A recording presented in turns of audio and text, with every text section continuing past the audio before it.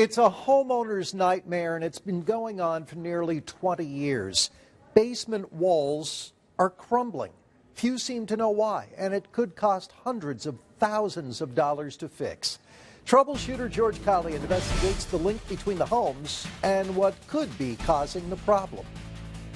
This wall is totally destroyed. There's nothing you can do to repair it. Concrete basement walls are not supposed to look like this.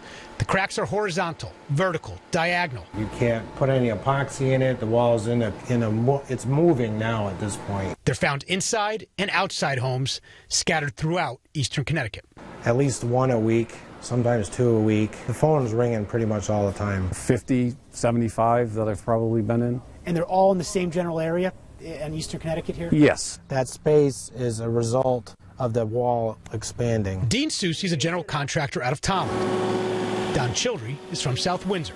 There's close to 75 years experience between them. Neither has come across an issue as serious as this. The fix is the foundation, the concrete has to be replaced. Replaced, as in removing the existing basement walls and repouring the concrete. For homeowners, it's more than just a hassle. You're looking at a minimum of $125,000, upwards of $200,000, $250,000. Is that covered in insurance? No. Insurance companies absolutely will not cover anything. We were the first ones. Linda Tofolowski and her husband built this home in Tolland back in 1984. A little over a decade later, the distinct cracks spread through her basement. She contacted her insurance company, which immediately denied coverage for her claim. It was terrifying. As a homeowner, it's your biggest investment. Over the next few years, she says she went to the town, the state, and eventually the courts. No one could help. The Tofolowskis spent tens of thousands of dollars out of their own pocket replacing the foundation, then moved to Stafford. We're honest people, hardworking, and it devastated us. Know that we're not going to have a retirement. We're still going to have to work. Linda felt all alone dealing with the problem until discovering she wasn't. The houses that have failed here. Her stacks of files are from homeowners she says she's spoken with who had the same issue. Linda says she learned all the failing foundations were poured between the mid-1980s into the 1990s. Insurance companies immediately denied each claim. And she says there is one more connection between them all. All of these are J.J. Modis. As in J.J. Modis Concrete Company out of Stafford. The theme here is that they were J.J. Modis foundations. I've never encountered anybody that had a foundation failure such as this with anybody else's concrete. Joseph Callahan's seen this problem as a building official in both Coventry and Manchester. You could have a catastrophic failure of the building. If the foundation crumbles, it's supporting the wood frame structure above it. There could be, it's a life safety issue. Many know there's a problem. Very few can guess what's causing it. Donald Childry thinks he may have figured it out. There's some bad concrete that's been poured. It has pyrrhotite in it, and it starts to grow inside the concrete. Pyrrhotite is an iron sulfide mineral. Research suggests if in concrete aggregate, the effects could be disastrous. Over time, water and air oxidize the pyrrhotite, creating a chemical reaction. This causes the concrete to swell, leading to the cracking, eventually separating the home from the foundation. It's map cracking. The cracks run every which way. That is not normal cracking. That is not settlement cracking. That is definitely connected to the pyrrhotite. In one region of Quebec, Canada, the government set up an emergency fund to pay for hundreds of homes with crumbling basements affected by pyrrhotite in the concrete. Pyrrhotite is pretty rare in Connecticut, but according to the U.S. Geological Survey, it is found here in Willington at Becker's Quarry.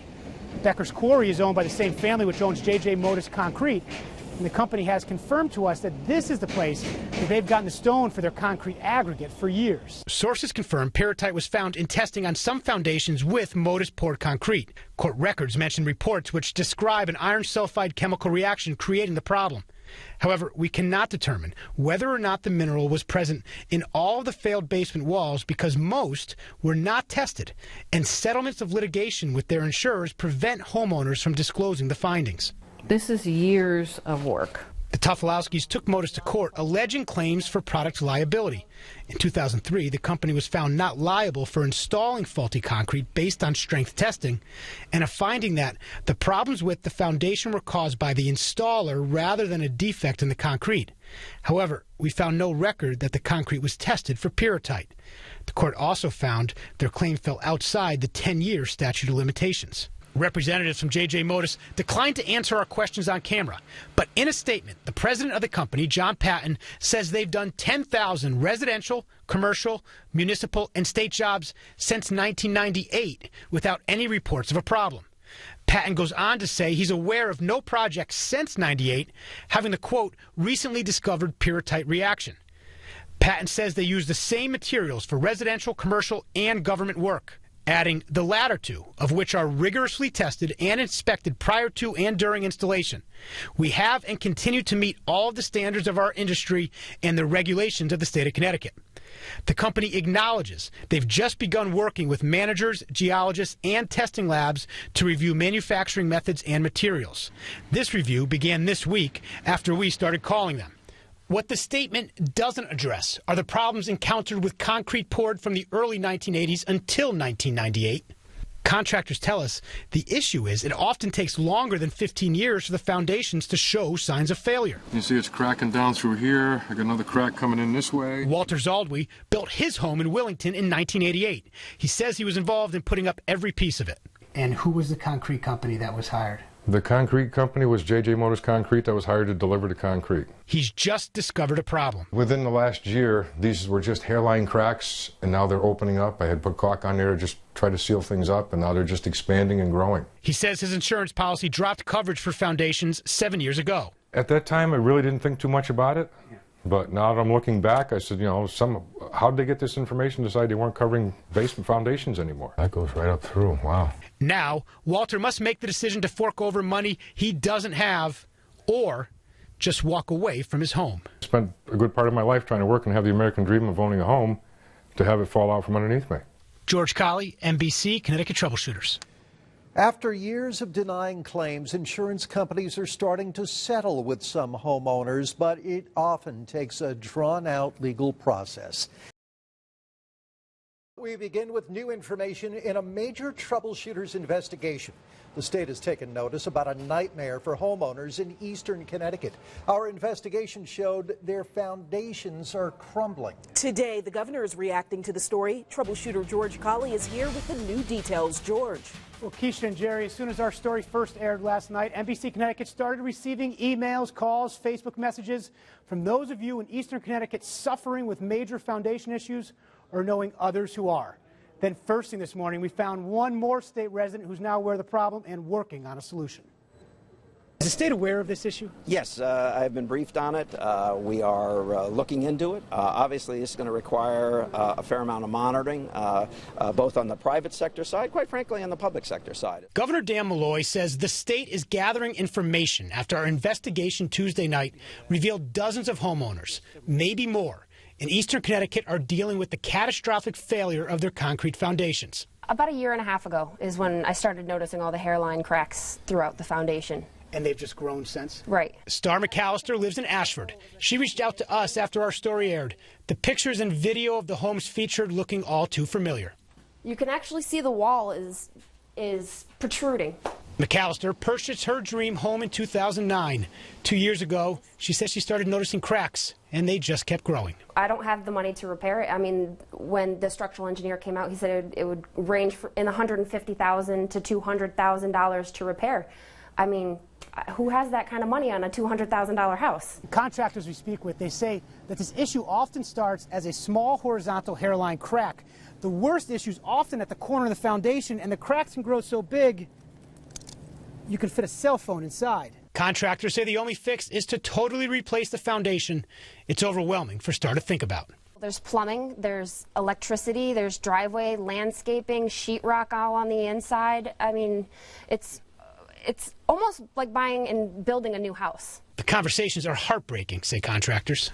Now the problem is we have the new generation that are buying up the houses that are out there that have this issue, who have zero equity into the house. Contractors say the reported issues began with foundations poured in the early 1980s through 1998. Common theme here is that they were J.J. Modis foundations. I've never encountered anybody that had a foundation failure such as this with anybody else's concrete. All the people we've spoken with say their foundations were poured with J.J. Modus concrete. We cannot independently confirm that because towns don't require permits for concrete. In a statement released yesterday, Modus says they've had no reported issues of their concrete having this kind of failure since 1998. They did not respond to issues encountered prior to 98. The company acknowledges they've just, quote, begun working with managers, geologists, and testing labs to review manufacturing methods and materials. This review began this week after we called them. What am I going to do? McAllister is still trying to figure out who her concrete came from. The home was built 20 years before she bought it, and contractors say the issues take anywhere from 10 to 30 years to develop. The governor says the process of identifying and finding a solution is underway, but could take time. It's not a great situation, and nobody would want to be in this situation. The governor says the state's concerned that this involves more than just residential homes. They're trying to understand the implications on any state work done with cement from J.J. Modus during the time frame of these affected foundations. George Colley, NBC, Connecticut Troubleshooters. The state says it's reviewing contracts to find any jobs done by J.J. Modus going back to the 80s. UConn is doing the same. They've also told troubleshooter George Colley the company hasn't worked on campus in years. And that made what George found today all the more interesting. Here's his story. We have asked the state for weeks to identify which buildings J.J. Modus may have worked on at the UConn campus. They have repeatedly told us, as has UConn, that they've had no jobs going back to 1995, until we came to campus today to find the truck preparing to pour cement. After repeated denials by University of Connecticut officials that J.J. Modus Company is supplying or has supplied any cement on their store's campus since at least 1995, we witnessed the light blue and white J.J. Modus truck pouring the concrete footing for an addition to the on-campus Radcliffe Hicks building this afternoon. The whole back corner, the cracks, all the cracks are coming down the side. The troubleshooters first reported on problems with residential foundations in which the concrete was supplied by the Stafford Springs-based company last week. I can almost fit a finger in here. More than 100 viewers contacted NBC Connecticut with details of how their concrete foundations failed or are failing. Contractors say they've seen many more. The common theme here is that they were J.J. Modus foundations. I've never encountered anybody that had a foundation failure such as this with anybody else's concrete. The foundation has moved so much, the jam is over about 1.5 inches. The viewers who contacted us say their foundations were poured between the early 1980s through 1996. The concrete is actually expanding right now, so it's in motion. Contractors say they've seen issues through 1998. The foundations in each case needed to be totally replaced. You could have a catastrophic failure of the building if the foundation crumbles. Less than 12 hours after our initial investigation aired, Governor Dan Malloy responded. Is the state aware of this issue? Yes, I've been briefed on it. We are looking into it. Obviously, it's going to require a fair amount of monitoring, both on the private sector side, quite frankly, on the public sector side as well. One of the first calls the troubleshooters made was to the University of Connecticut. More than $1 billion were spent on campus construction for the UConn 2000 project starting in the 1990s. University representatives repeated several times that the J.J. Modus Company is not working on any jobs and haven't for as long as they've controlled records. So how is it the company is on campus now? University representatives say their records show payments to general contractors, not subcontractors. In a statement, UConn says this concrete, as well as all concrete used for university projects, is independently tested. Adding the strength tests are to ensure that the in-place concrete has attained the strength specified in construction documents. Any concrete supplied to the university which fails to attain the specified strength will be rejected and replaced at the contractor's expense. Some contractors say an iron sulfide mineral called pyrrhotite is to blame for the residential foundation failures. Research suggests the pyrrhotite oxidizes from air and water, creating a chemical reaction causing the concrete to swell, leading to cracking, eventually failing. They say it could take decades for the issue to arise. The U.S. Geological Survey shows, and J.J. Modus confirms, pyrrhotite is found in the quarry where the company has retrieved stone for its concrete aggregate for decades. In a statement last week, J.J. Modus says they've received no reported issues with concrete poured after 1998. John Patton, who identifies himself as president of J.J. Modus, says the company has produced 10,000 residential, commercial, municipal, and state jobs since 1998. He says they use the same materials for residential, commercial, and government work, the latter two of which are rigorously tested and inspected prior to and during installation. We have and continue to meet all of the standards of our industry and the regulations of the state of Connecticut. Until now, no state agency had previously found any records of J.J. Modis being paid as a vendor, and neither J.J. Modis nor UConn have responded to our questions asking if the concrete is tested for pyrrhotite. George Colley, NBC Connecticut Troubleshooters. A major development in the troubleshooters' investigation into crumbling foundations. Today, Governor Malloy asked the Attorney General's office to get involved because of our exclusive investigation. NBC Connecticut troubleshooter George Colley is here with what the governor is asking for. George. Well, Jerry, the governor calls the issue affecting hundreds of homeowners in the eastern part of the state a serious problem. He wants to know the full scope of the issue and is now asking the Attorney General's office to assist in an investigation. And now we're just trying to understand this as fully as possible. In a letter, Governor Daniel Malloy requests the Attorney General assist the Department of Consumer Protection to conduct a civil investigation.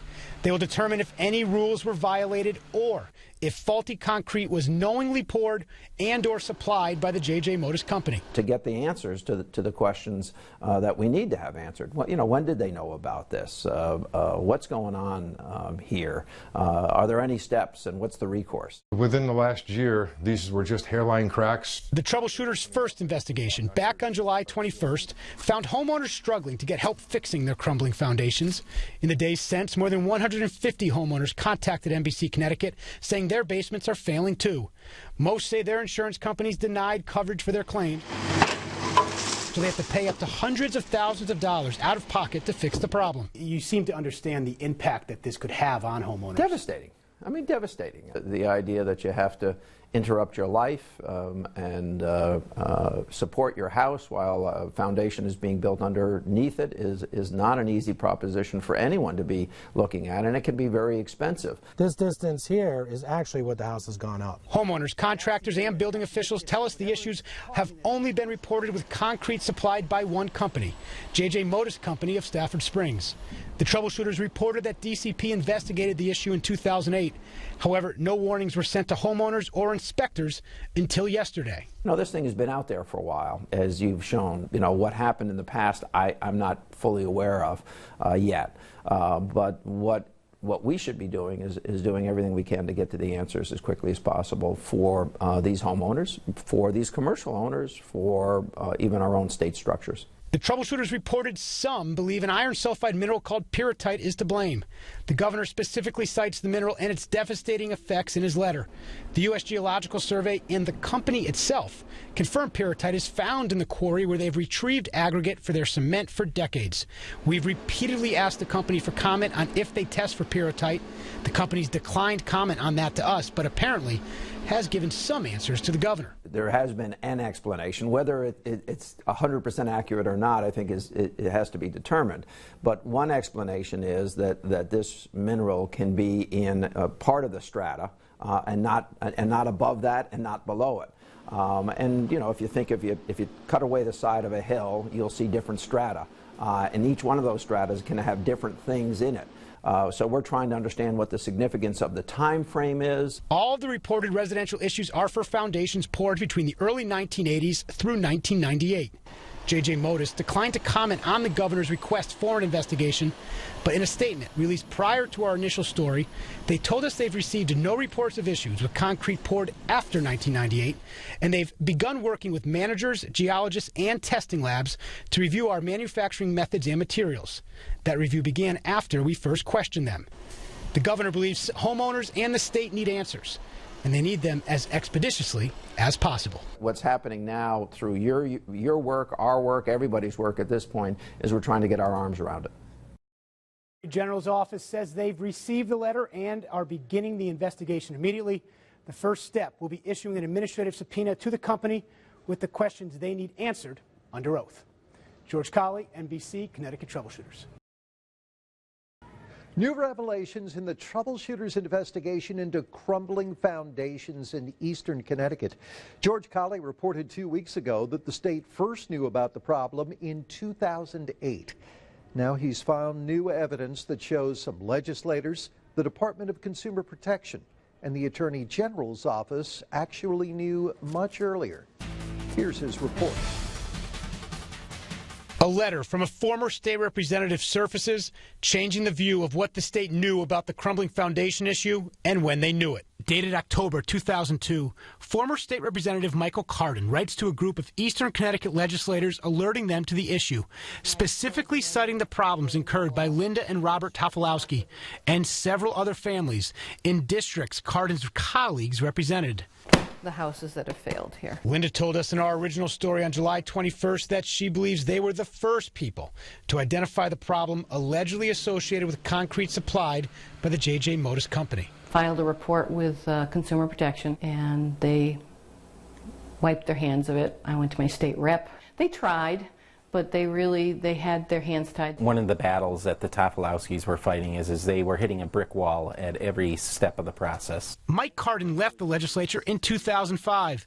Now, reading the letter 13 years later, he remembers why he felt so strongly about sounding the alarm. One constituent calls about an issue, follow up on. When 5 people call about it, it's a big issue.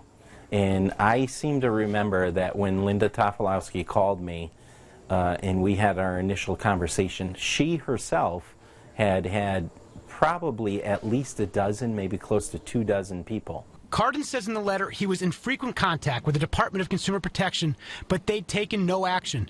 He asked the case to be transferred to the Attorney General's office so they can expedite a case against Modis, even giving 2 categories under which the Attorney General can sue. I needed more allies to help fight their battle and fight the others. Cardin says that all led to a meeting in April 2003 in the House Speaker's office. He remembers it was attended by legislators and representatives from the Attorney General's office, Department of Consumer Protection, the Home Builders Association, town building officials, the J.J. Modis Company, as well as legislative commissioners and some families with crumbling basements. Our original outreach to them, it seemed to, I don't want to say fall on deaf ears, but it was something that wasn't high on their priority list. It was such a unknown to them. They maybe didn't really know how to address it. This was maybe 1/8 of an inch, if anything. The Department of Consumer Protection did not issue an advisory of the problem until current Commissioner Jonathan Harris visited a home with us 2 weeks ago. He sent out a warning to home inspectors and realtors just last week. The Attorney General's office and the Department of Consumer Protection say they have no recollection and no records of the 2002 letter or 2003 meeting. Senator Blumenthal says he does remember, and there was no investigation because the DCP never asked him to pursue the case. Last week, Governor Dan Malloy requested Attorney General George Jepsen assist the Department of Consumer Protection in a civil investigation, which now has begun. This comes after the troubleshooters found hundreds of homes with concrete supplied by J.J. Modis between the early 1980s through 1998, suffering from failing foundations. In the last couple of years, we had a little bit of cracking. A warning in 2002 would have helped Suzanne Piacentini. She purchased her existing South Windsor home in 2008. What do you think about not having that information at the time of you buying? Well, I think if we had that information, we probably would have had additional testing besides your normal home inspection, which everyone gets. And since we know now it's prevalent in Eastern Connecticut, we might not have bought here. Suzanne first started monitoring cracks in her basement after seeing at least 4 homes in her neighborhood undergoing major renovations on their foundations, all of which can cost into the hundreds of thousands of dollars. Why didn't people tell us? We all had a common problem, which was the concrete was breaking down. Neighbors say they were alerted when work on the first nearby home's foundation began in 2011. Contractors, building officials, and homeowners say J.J. Modis was the concrete company used exclusively by the now-defunct building company when the homes were built in the mid-1980s. Knowing that the houses were built by the same contractor, we could all be affected by this problem. Representatives from J.J. Modis declined to comment. They've declined answering any questions we've posed since our original story aired. In that story, and in the weeks since, the troubleshooters featured homeowners from East Hartford to Ashford with failing foundations. In a comment for the original story, the man who identifies himself as president of J.J. Modis Company, John Patton, says the company's received no issues with any concrete supplied after 1998, and they've, quote, begun working with managers, geologists, and testing labs to review our manufacturing methods and materials.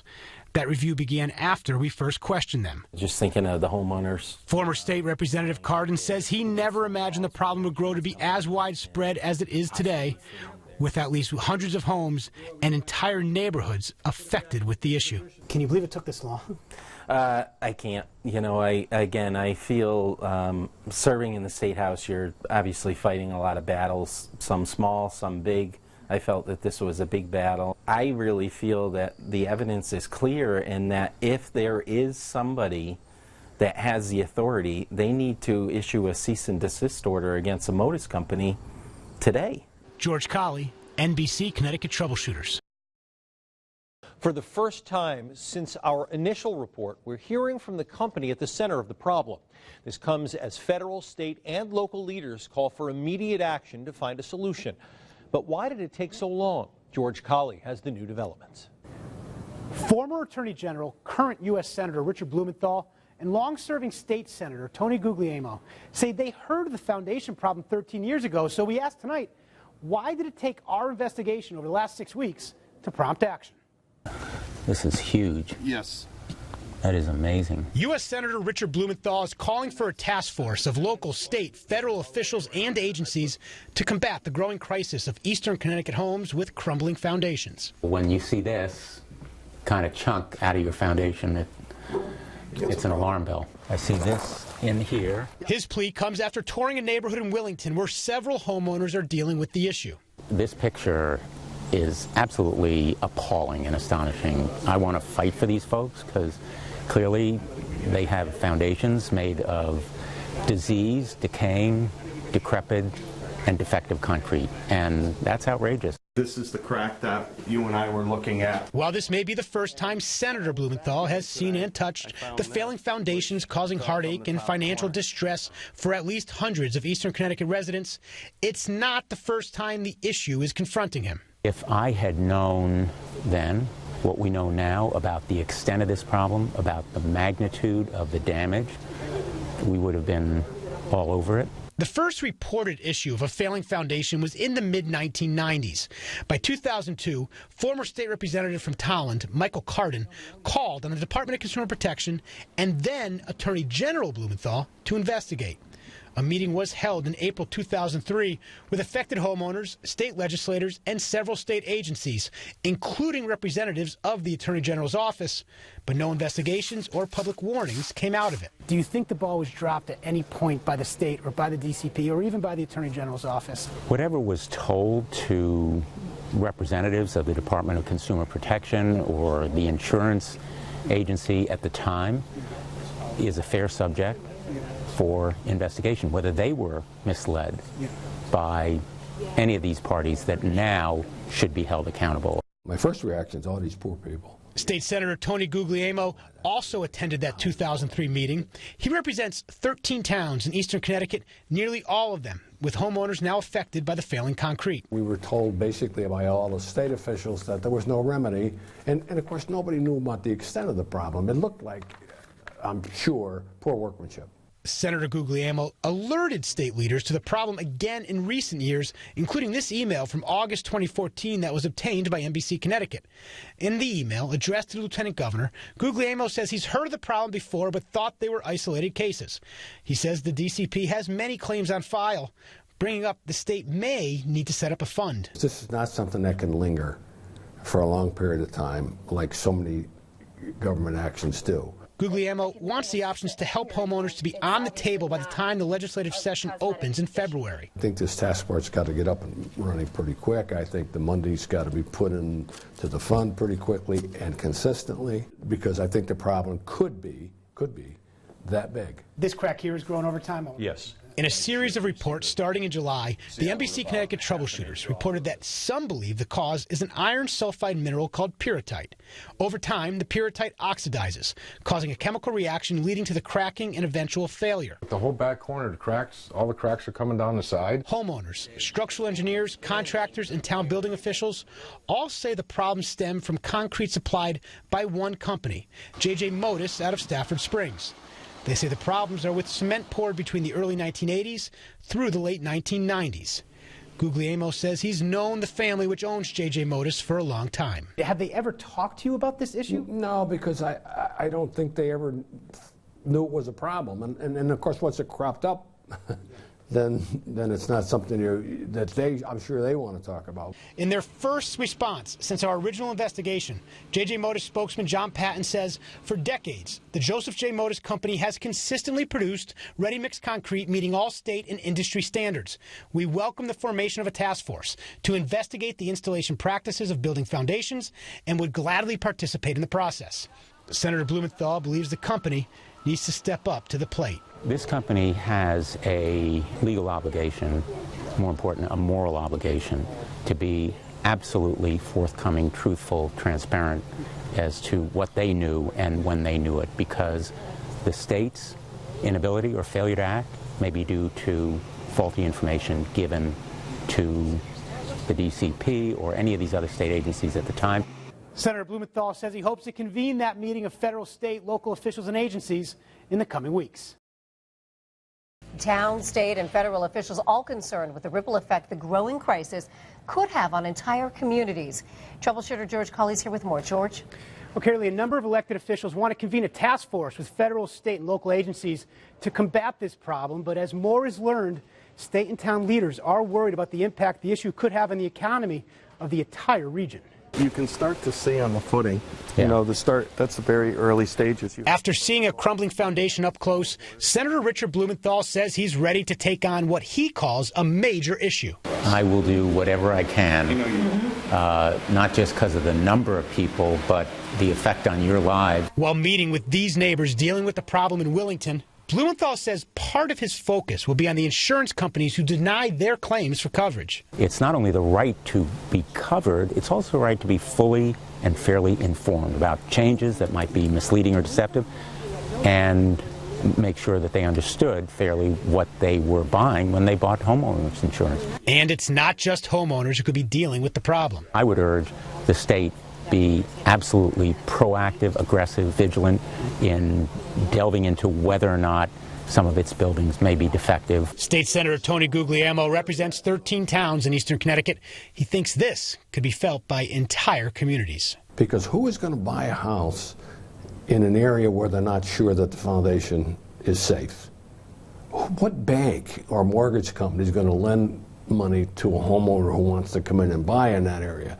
I mean, it is going to just destroy the real estate market for everybody in East Connecticut. That's why I think a government fix in this case, it needs to happen. We're trying to get everybody to be in the same room. South Windsor Mayor Saud Anwar says he wants to bring together a coalition of eastern Connecticut mayors and first selectmen who want to identify how towns are being fiscally impacted now and will be in the future by what he calls a slow-moving disaster.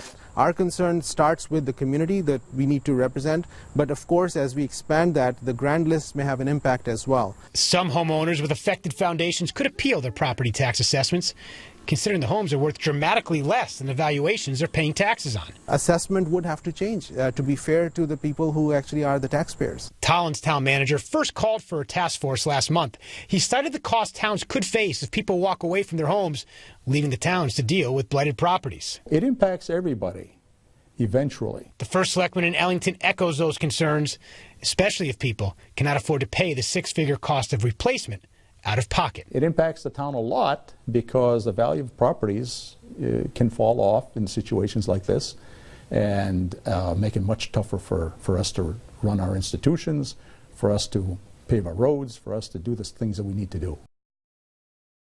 It is a problem that affects hundreds of homeowners in the northeastern part of the state. This map shows more than 200 homes in 16 towns that have crumbling foundations. The troubleshooters first exposed the problem 7 weeks ago. The state reacted by sending an advisory to inspectors. The Attorney General is investigating, and the governor's office is forming a task force to find a solution. But homeowners are still left with an expensive dilemma.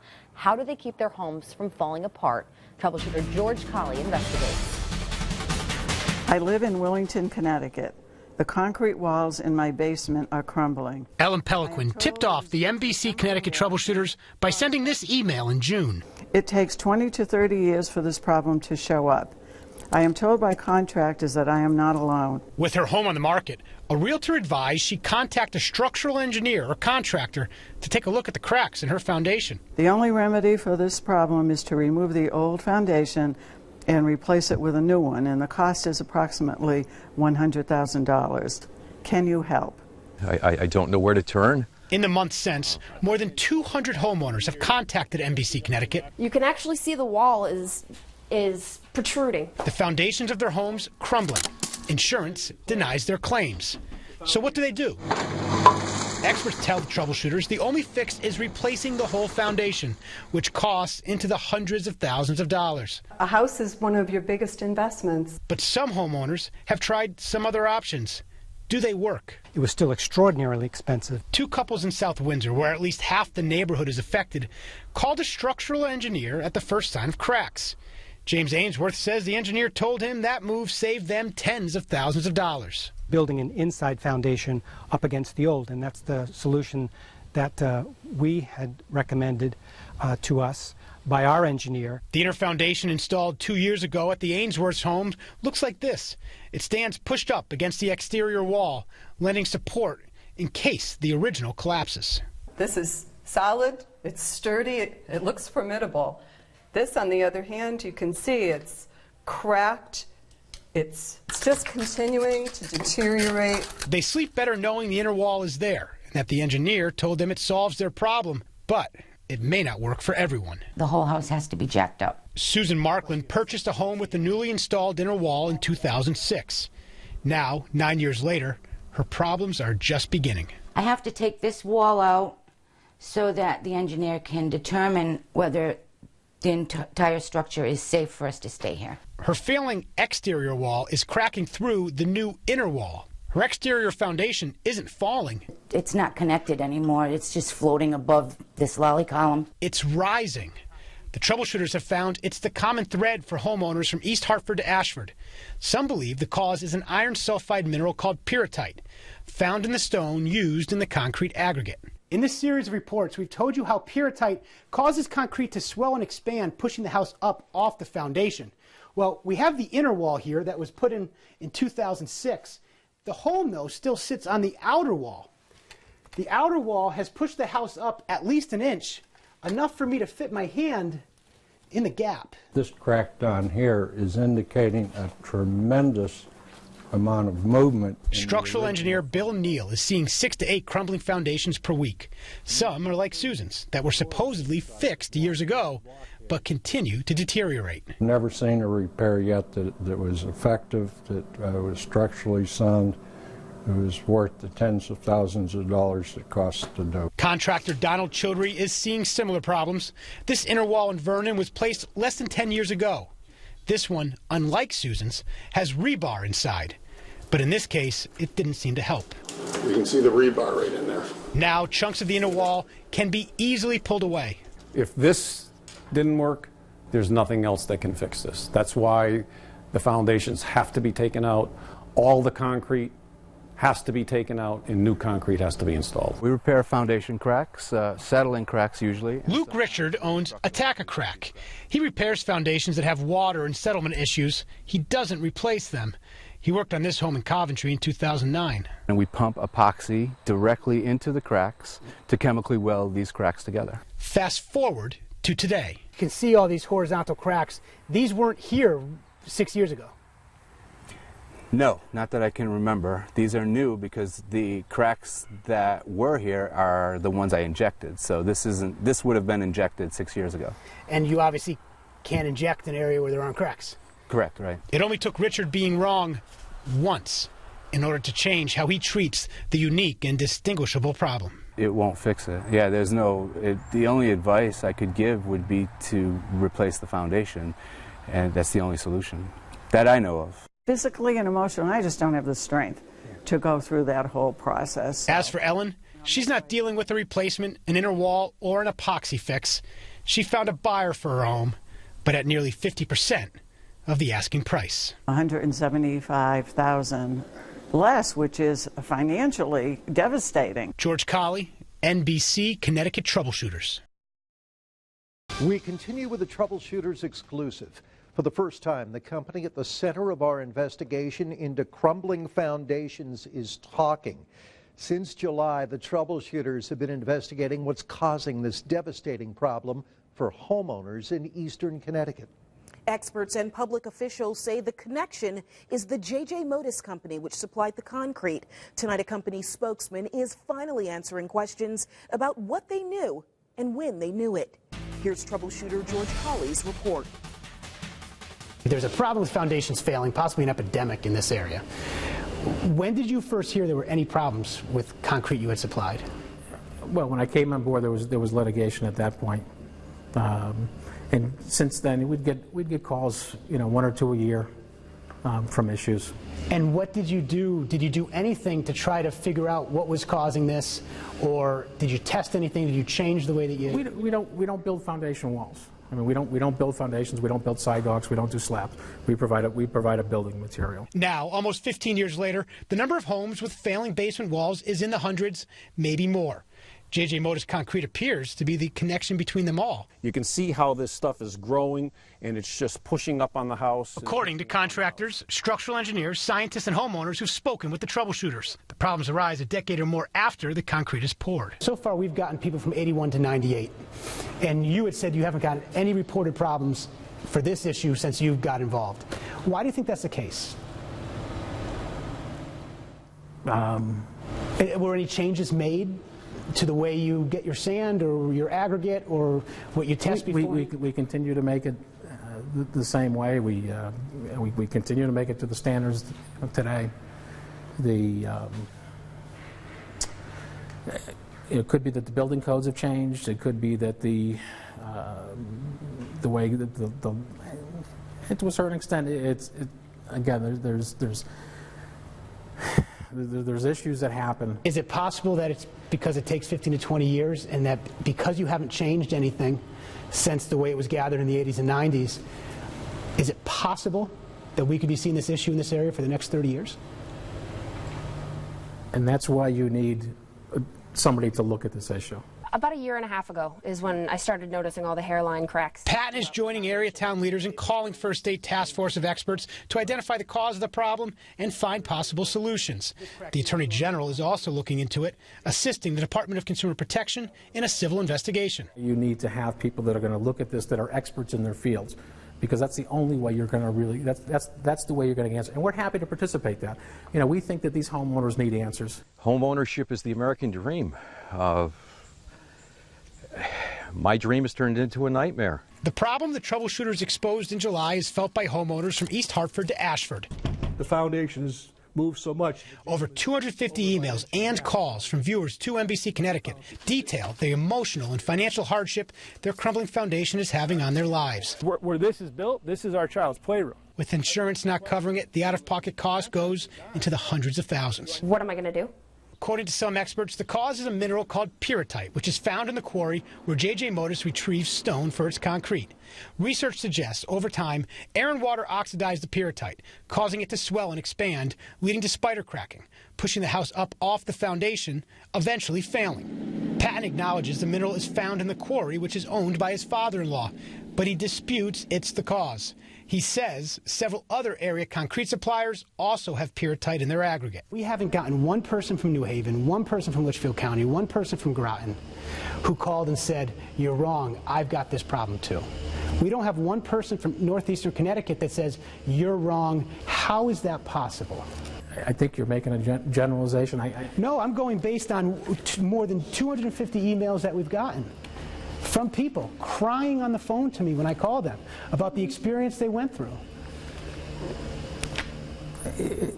I understand what you're saying. Patton places blame on faulty installation, not his company's concrete. This type of reaction that we're seeing from people, can this really happen just from too much water being put inside? I can tell you that there's a lot of things that can cause a foundation wall to fail. Water certainly plays a role, and it can play a role either in the beginning when the stuff is being installed. If you have a high water to cement ratio, there's a direct correlation between that and the durability of a wall. However, Patton doesn't deny that some, even a majority of the crumbling foundations could be comprised of J.J. Modis supplied concrete. Patton cites the single court judgment from 2003 finding his company not liable for providing faulty concrete as evidence to support his case, but acknowledges the company never looked into pyrrhotite as being a potential cause until recently, despite experts testifying in court to the problem at least as far back as 2010. You brought that up to me originally. You know, that's really the first time that we had looked at this issue. So that was the first time you had looked into pyrrhotite, was back in July? When you kind of called and laid that on the table for us, and so I started reading it and researching it. So what else could it be that could lead to just your company being named here? Well, because we did have a large market share around here. What do you want to say to the people whose lives have been negatively impacted by concrete that was supplied by J.J. Modis? Maybe there's a lot of different hands in there, but people's lives have been ruined. And what would you like to say to them? We absolutely sympathize with what they're going on, but they have to understand that we don't build foundation walls. There's many issues that can do it, but I think that the main thing is that they deserve some answers to the questions that they're asking, which is why we're supporting a task force, which is why we want to assist them in that, because we're going to get answers and you're also going to get some solutions, and that's where we got to go from there. For some we've met along the way over the last few months, those answers can't come soon enough. George Colley, NBC, Connecticut Troubleshooters.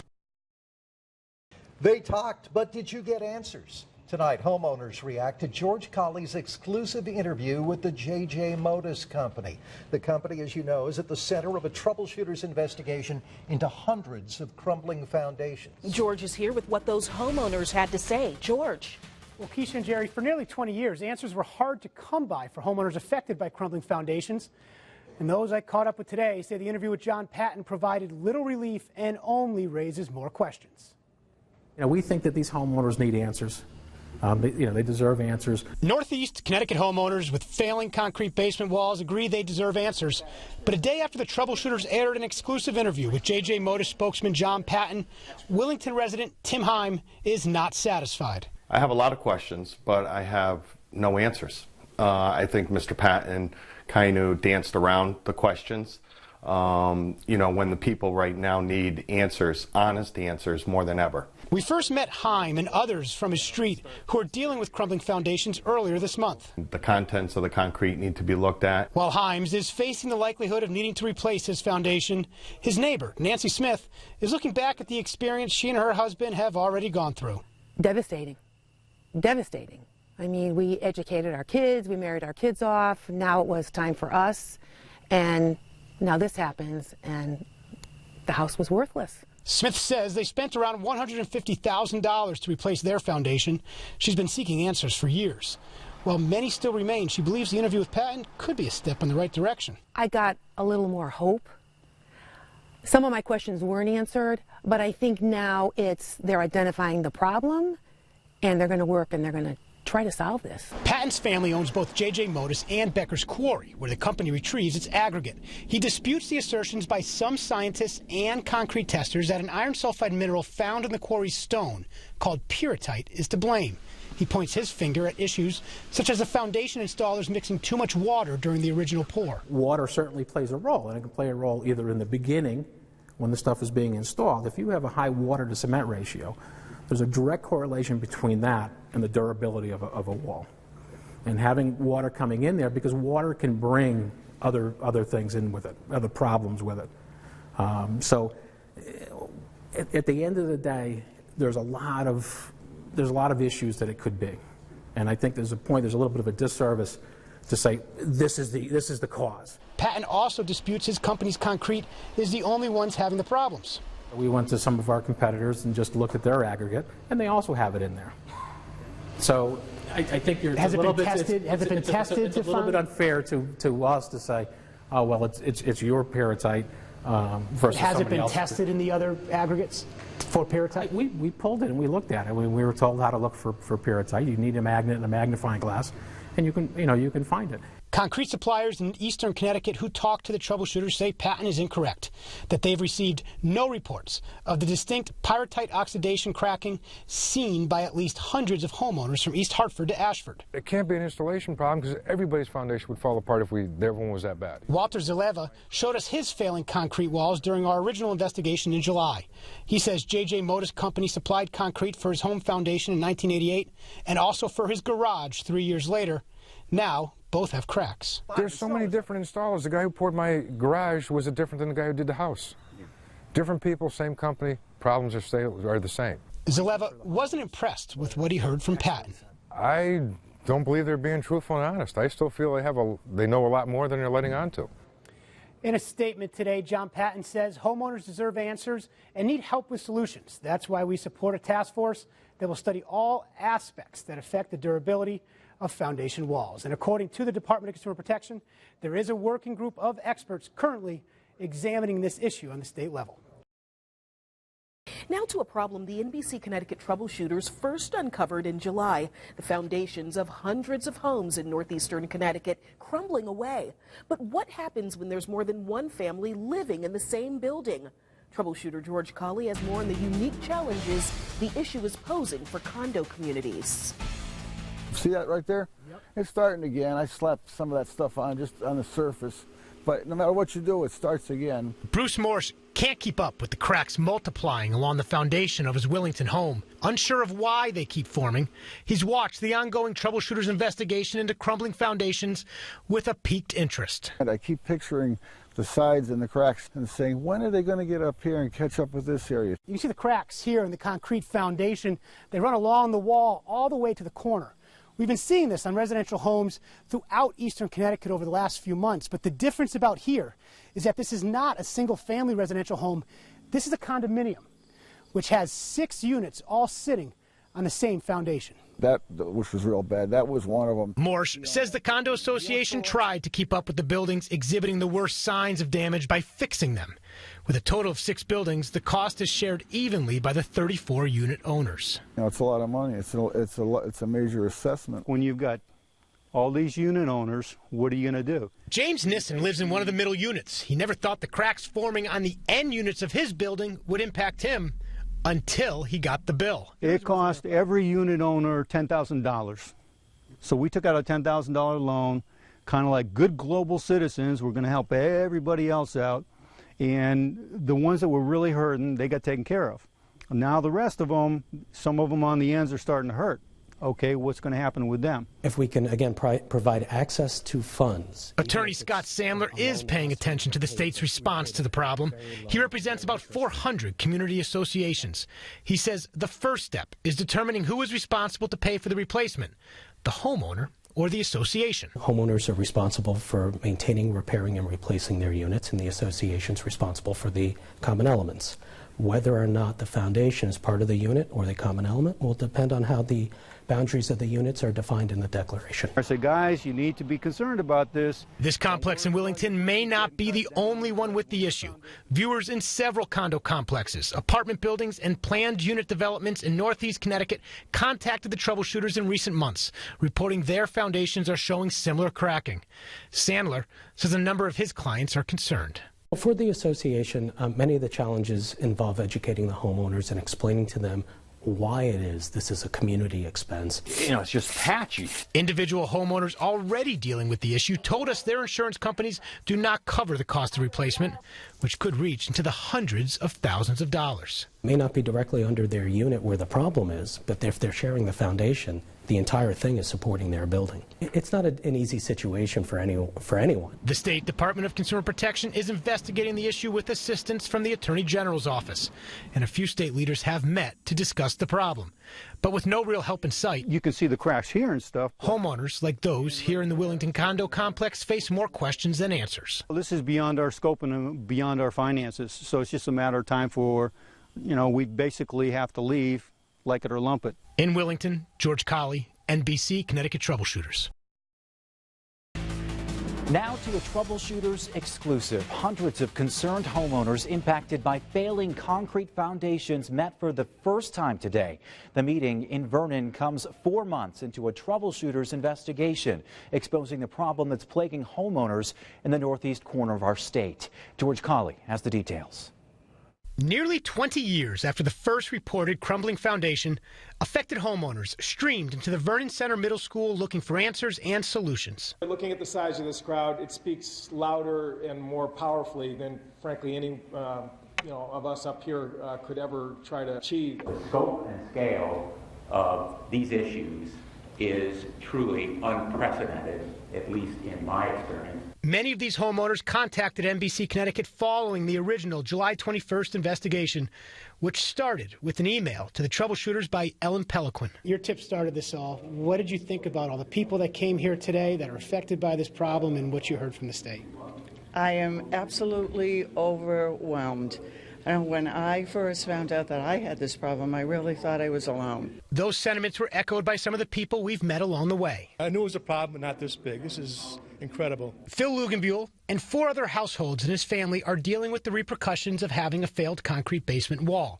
He and others say the only remedy is replacing their foundation, costing it to the hundreds of thousands out of pocket because insurance denies the claim. I'm very, very pleased to see the turnout.